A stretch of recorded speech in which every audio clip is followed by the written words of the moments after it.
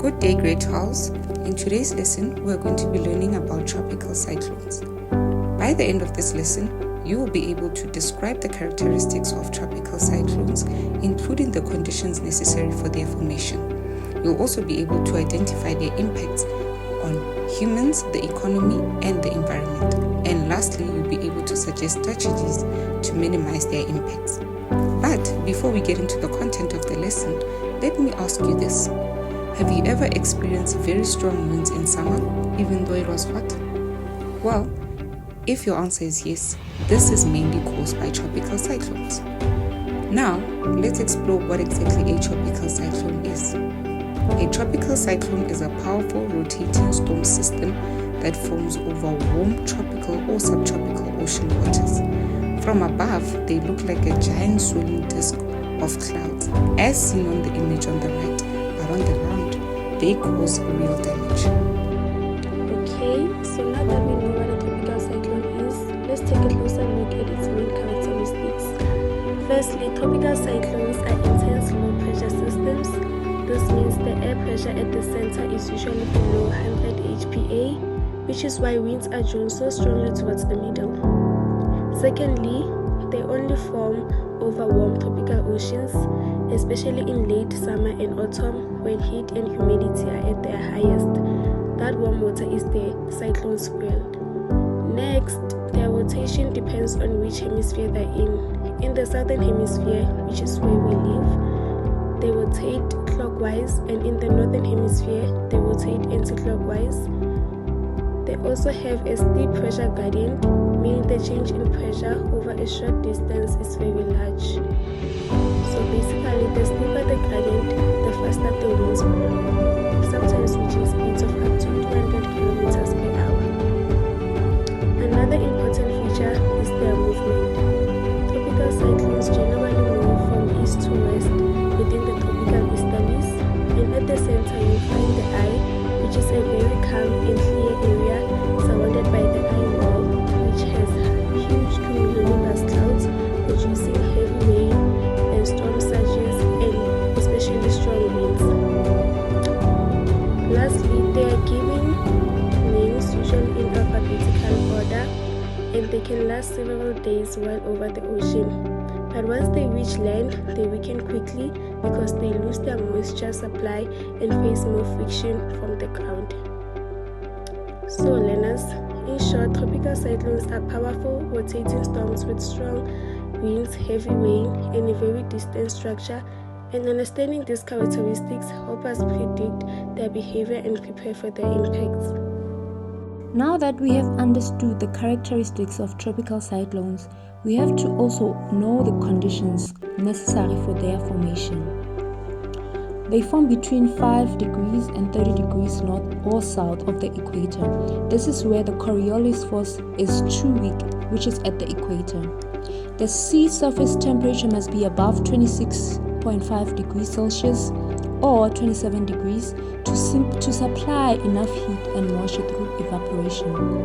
They develop over tropical oceans with smooth surfaces to minimize friction. That is one information that you need to know about the conditions necessary for their development. The hot, moist, unstable air rises, causing condensation that releases latent heat, which adds more energy to the cyclones. Surface air converges, thus pushing the air upwards to the low pressure system. Upper air divergence draws more moisture in the air at the surface, strengthened by low pressure cells and tropical jet stream alone. Require Coriolis force to spin, creating clockwise rotation in the hemisphere. This is all the conditions that are necessary for the development of tropical cyclones. Go tloa fao go iponagatsa gore di-tropical cyclone ga di thome fela, empa go tlametse go e ba le se iragalang gore di thome. Tsotlhe tsena di ka re thusa go itse gore re prepare le go nna safe ga o ka iragala gore ebe di-tropical cyclone kapa tsona di-predictions tsa tropical cyclone di iragale. Go monate go itse gore mawatle a bereka bjang le legodimo kapa tsona sepakapaka go etsa difefo tsena tse maatla. So now we will look at the impacts of tropical cyclones on humans. So this is how tropical cyclones affect our daily lives. So because of heavy rain, there will be flooding, and because of flooding, people will drown and animals will drown. This will lead to loss of human lives and animal lives. Coastal buildings and houses will be destroyed.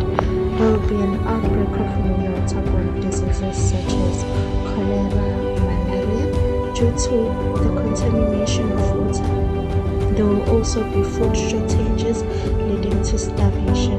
This is because of flooding, a lot of farms, a lot of crops will die, and therefore people will not be able to get food, and animals will die, livestock will die.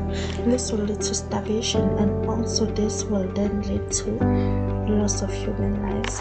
There will also be low temperatures during storms, which will get people sick.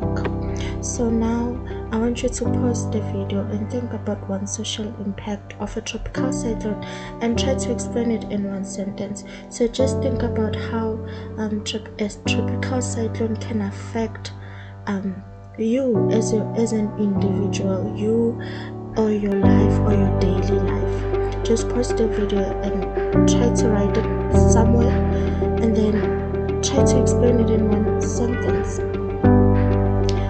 Okay, now that you have paused the video and you've done writing your social impact, now we will move on to the impact on the environment. So now we will see how a tropical cyclone will affect the environment. There will be strong winds, and the strong winds will uproot trees, and they will also blow our roofs off buildings. The tropical cyclone can also lead to a storm surge, which is an abnormal rise in sea level. So this will then result in floodings. It will flood wide areas of coastal land, and it will also destroy habitats. There will also be a disruption in water and sanitation services. Water supply infrastructure such as pipelines will be destroyed.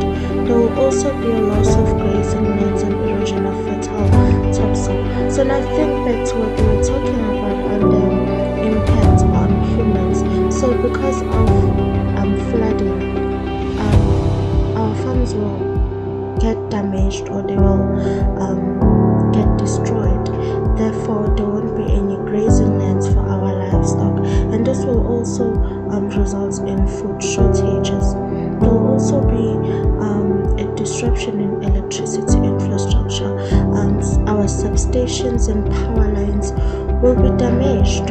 Now, let's move on to the impact on the economy. So how does a tropical cyclone affect our economy? There will be a crop destruction from heavy rain, which will lead to food shortages like we spoke about in the previous slides, and this will cause the inflation to rise. And if the inflation rises, this means that a lot of us cannot afford to buy food, and the country will be forced to import food, which will be expensive. And then infrastructure such as roads and our bridges will be destroyed, and they will require a lot of money to fix. The tourism will decline, and also our insurance rates will increase due to many people dying during the floods and heavy rain. Our industries will suffer economically. Airports will not be able to operate, and the flying of finished goods will be affected. Harbors and ports will stop their operations, and shipping of manufactured goods will come to a standstill, and the economy will decline. So think about all of this when you think about the impact of tropical cyclone. Try to remember everything that we have dealt with in this lesson, in these 3 slides. Okay, learners, now that we have seen how destructive tropical cyclones can be, let's talk about some strategies we can use to reduce the impact. The first and most important step is monitoring.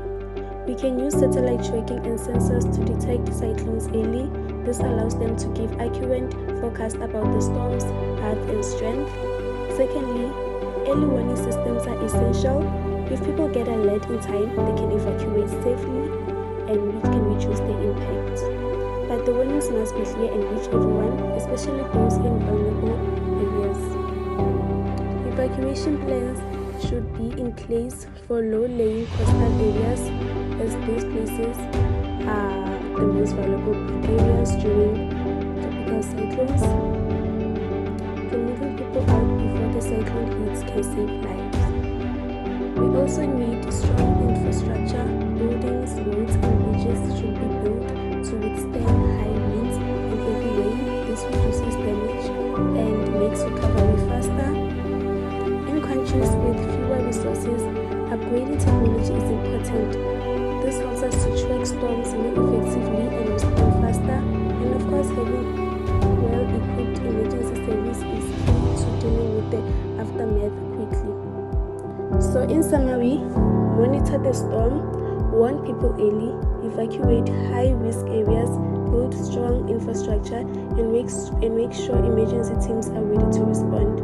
These steps can greatly reduce the loss in life and damage caused by tropical cyclones.